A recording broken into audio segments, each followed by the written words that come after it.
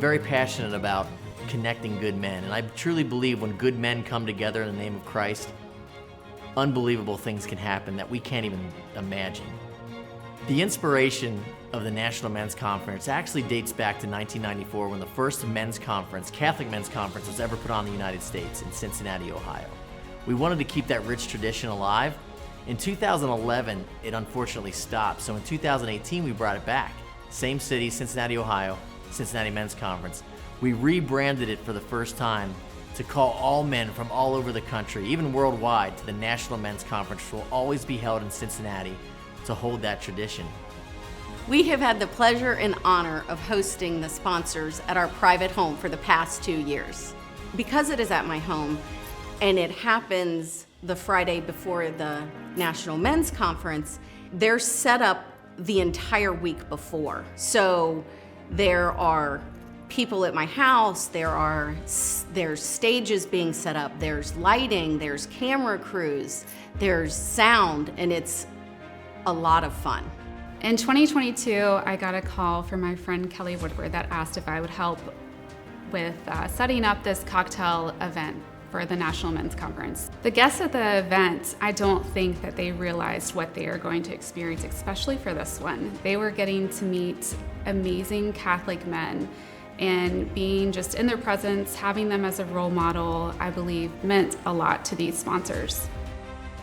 Our lineup was out of control this year, and I think that the best part about it, which it's hard to pick just one piece when you're talking about the Archduke Christian Habsburg, and when you have professional athletes and you have all of these different people on here, is that the variety was so critical this year. And it's so good to see people from all different walks of life, from different countries, different experiences, different occupations, all coming together and saying, yes, we are brothers in Christ. We all help each other, we all inspire, and I think that everyone was very inspired by the variety of messages. When we brought the conference back in 2018, we were venturing off into sort of unknown territory and learning as we went. And thankfully, through the grace of God, that first year, we had roughly 1,400 men attend the conference.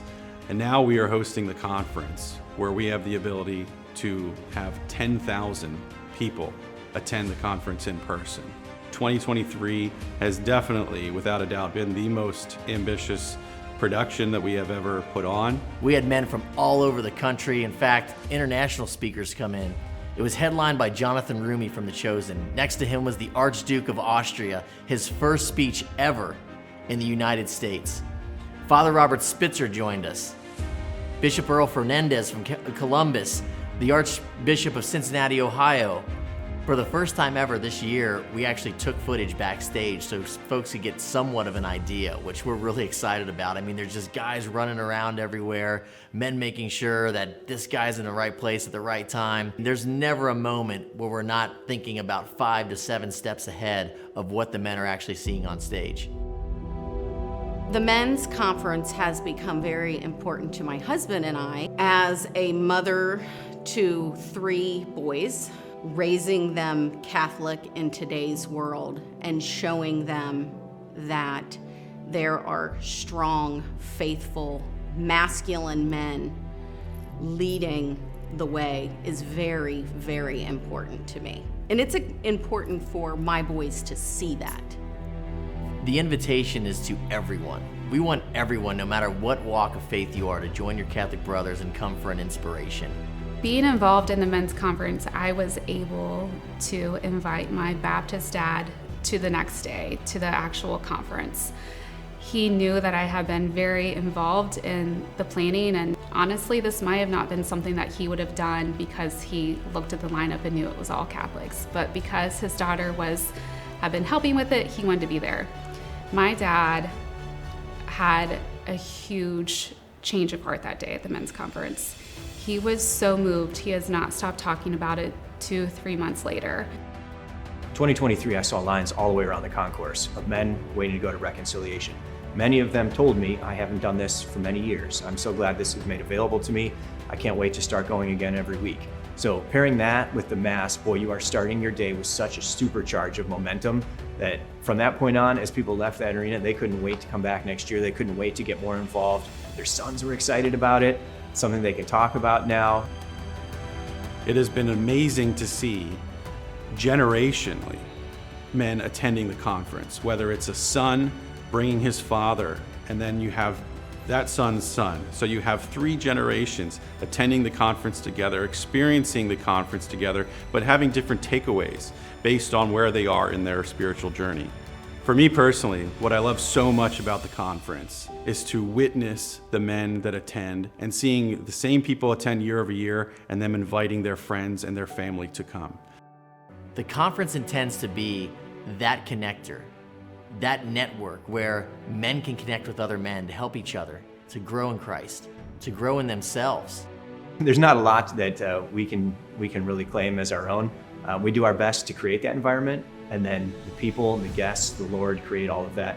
We just try and put together an environment where that can really build up, where people can feel it and share it together and take it out into the world. We really need to lift men up, lift up our brothers, and provide them as much resources and support as we can in order for them to be the leaders of their family as well as their community. The mission and tagline of the National Men's Conference is Seek His Will. Seeking God's will for our lives is the most courageous thing a man can do in his lifetime. We want to provide men tools to renew their prayer life, renew their family lives, renew their work life, all through faith. And when doing so, make them better men of Christ to go out into the world and be His example and make disciples of other people. That is the mission of the National Men's Conference, seeking His will. Anyone can play a huge part in the success of this conference. Just go to our website, nationalmensconference.com, sign up and create a social platform profile. You can also donate or sign up to be a future volunteer. Everybody counts. Every single person